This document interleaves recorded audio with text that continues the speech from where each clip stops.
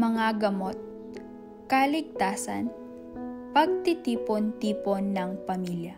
Ito ang mga bagay na tila ba nababalewala hanggang sa wala na, huli na ang lahat.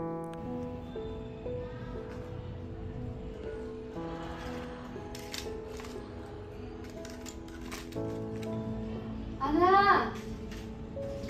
Anak! Anak! Ma, ano yun ha? Pangilang gamot ko na ba to? Pangalawa o pangatlo? Okay na, tulungan na kita.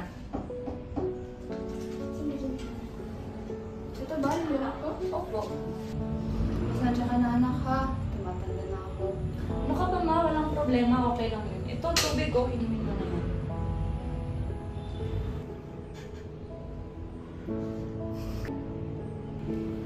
May tamang oras ang bawat gamot. Sa tulong ng organizer na ito, wala na tayong makakalimutan na kahit isang gamot.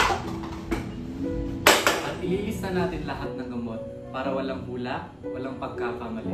I-label natin ang kanilang mga gamot pati na rin ang tamang oras ng pag-inom nito. Para kung sakaling maiwan sila sa bahay, may inom pa rin nila ang kanilang tamang gamot sa tamang oras.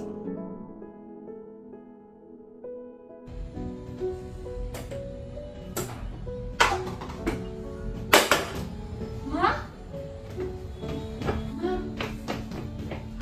Ma, ano nangyari sa'yo, ma?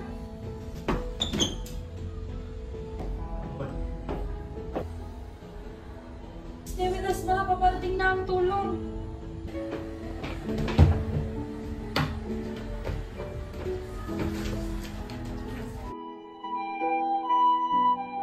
Sa ating pagtanda ay kasabay ng pagtanda ng ating mga magulang.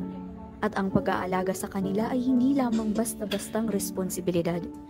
Ito ay may kaakibat na pagmamahal at respeto sa oras ng bawat isa. At kapag maayos ang schedule ng bawat isa, hindi napapabayaan si nanay. Hindi lang basta alaga ang kailangan ng matatanda, kaligtasan. Ma, titingnan ko yung BP mo ha. Bantayan natin sila sa bawat hakbang dahil isang maling hakbang lang pwedeng magbago ang buhay nila. Maging maingat, maging alerto para sa kanila.